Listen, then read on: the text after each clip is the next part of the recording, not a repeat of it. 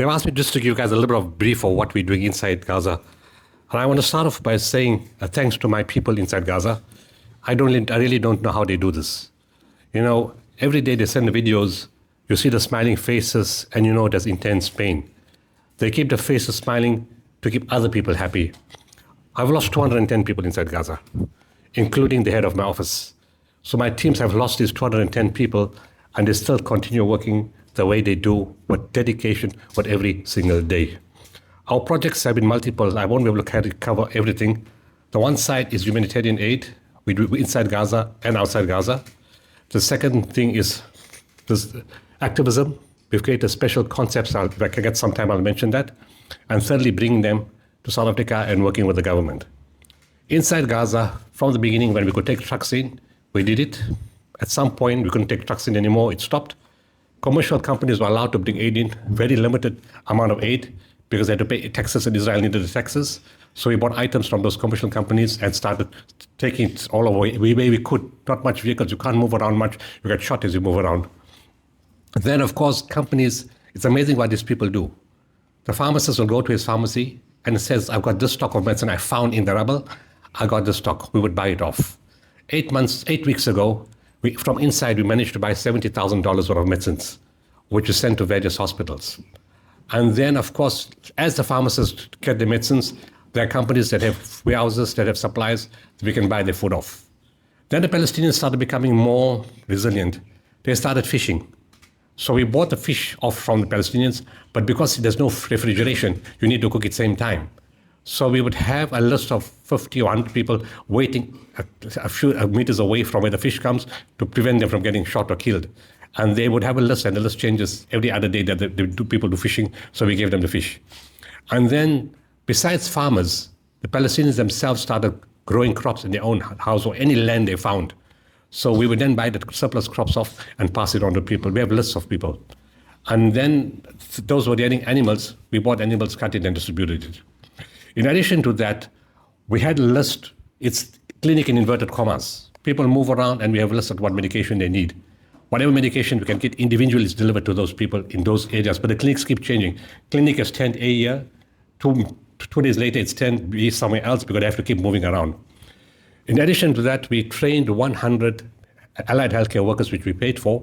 They got trained, of course, through their own universities and online to support the medical staff.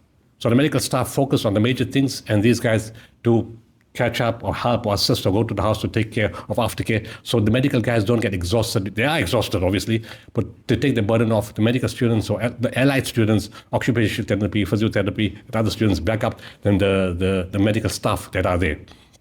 In the beginning, we got in whatever medical equipment we could from inside. You couldn't bring it from the outside. We got tents sometimes inside. At some point, we started taking material and wood from inside and setting tent cities from inside, buying wood and material and doing it up.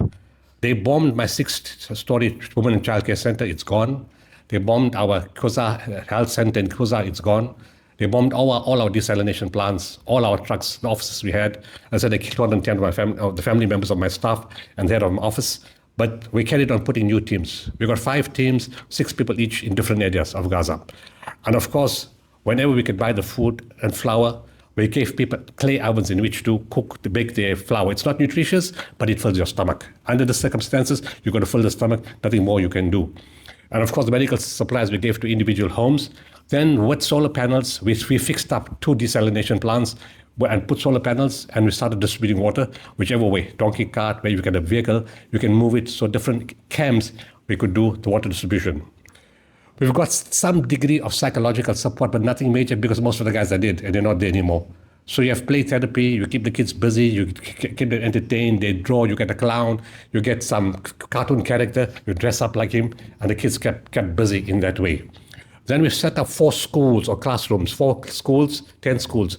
Each 10th classroom has 4 tents with 4 classrooms per tent, 30 kids per classroom. So it's 120 kids in 4 different tents. That's 480. That's a double system. Some in the morning and some in the evening, so 860 kids. But in afternoon classes, it's more about counseling and therapy and play therapy to keep the kids busy because some kids have lost their speech because of trauma. They can't do anything about that.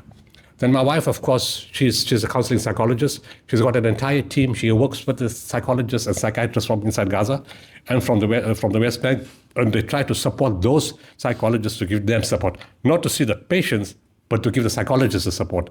And the psychologists and psychiatrists in the group that we've expanded, we've looked at new technologies, new methodologies, developing methodologies, because what you're going to apply here is not normal if you apply in the world. There's new techniques, and South African psychologists, psychiatrists are developing these new techniques to work inside Gaza itself.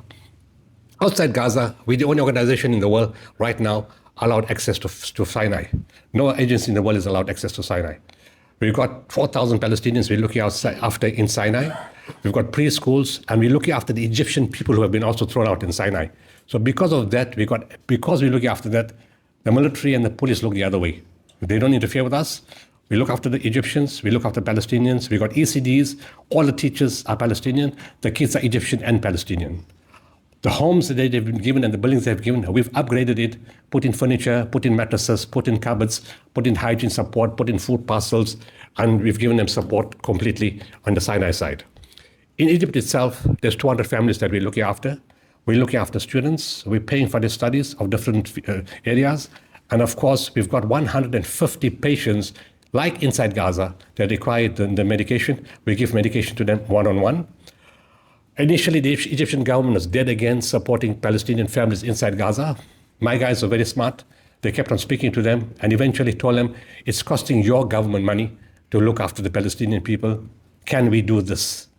And then they agreed, and even better, they've agreed to put it through their post system, the post office system. So now we don't have to go every month individually all across the country to give people money in their hands. They can just go to the post office and they can collect it from there, and we can expand the number of families that we're helping. The last two projects that we're doing inside Gaza, inside Egypt, we're teaching 3,000 children every day in 5 private schools. Every afternoon, there's a Palestinian person who owns the schools. We pay the rental, and in the afternoon, when everybody's gone home, our kids come to the school, and we've got 300 to 500 teachers that we pay for every month that teaches these kids in the schools. And with that, they get counseling support services. We're funding 180 psychologists and psychiatrists together with other organizations, and they using the techniques of the people from Gaza inside Egypt. And the day that the border opens up, we're going to move these 180 people inside Gaza. In South Africa itself, we've got 200 medical guys on standby. That's excluding speech and hearing teams, dietitians, occupational therapists, physiotherapists, engineers, teachers, all want to help. And the 200 medical personnel of diverse disciplines, all ready to go in when the time is required. They're already on standby to go inside Gaza. Of course, we brought in the 59 medical students from Gaza into South Africa. The first batch in UCT, the 27 are all finished. They're now studying inside Egypt. We're paying for the fees to study inside Egypt. The other 22 finished their 5th year in WITS. Now in this month, they're starting their 6th year in Johannesburg. The ones in Pretoria wanted to go back home and to the other places. They were very disturbed, so they went back. We're now opening the scholarships for next year, not only for medicine, but other fields also to bring them down. Then we got organizations in South Africa that want to do tele and long distance training or virtual training for teaching medicine and other fields. So we got a proliferation of different types of disciplines online where South African organizations want to help and assist inside Gaza. What we've done is very limited compared to what we can really do. If that border opens up, we can put millions of rands of stuff inside Gaza. And the last point is, in November last year, at a conference in Turkey, there were organizations from all over the world. Jordanian Palestinians came to the conference, and eventually they came to us, and they said they want us to be the medium in which to rebuild the education system to some extent, and they prepared to give us $25 million that same day, on condition I sign. And I said, no, we're not going to do that. We're going to wait for the war to be over, and then we're going to do it. And they said over a 3-year period, they will give us $60 million, to help with the education system inside Gaza. Of course, I'm not going to sign. That'll be absolutely clear this can be done. South African support is huge. I've worked with the ICJ team. I have a relationship with them. I've done things with them. I can't tell you what I've done, but I've done things with the ICJ team. I've got a very close working relationship with them. I work very closely with government. And of course, I work with our ambassadors. So there's a lot of things coming. And the last point I mentioned is activism. We created a concept called the Coalition for Good. I've got 25 researchers that counteract everything the Zionists say. We research them, we research their material, we take their own material, and we fight back to it. We've created a website, and on that website it's accessible to the whole world. People are using it. On that committee is Reverend Frank Chikane. Reverend Manta Isaac from Bethlehem, Lelia Dipando, and Ronnie Casrels. I'm going to invite Francisca Albanese to be part of that when I meet her on the 24th of October. And she's going to be part. We're going to have an internal conversation with her. So I'm going to invite her to that Coalition for Good, and it's already being used all over the world. Activism is the way to go, because this is not a war. In a war, there's armies. There's no army here. There's one army and there's a massacre on the other side. So the war is in the mind, and you can see the shift in the world.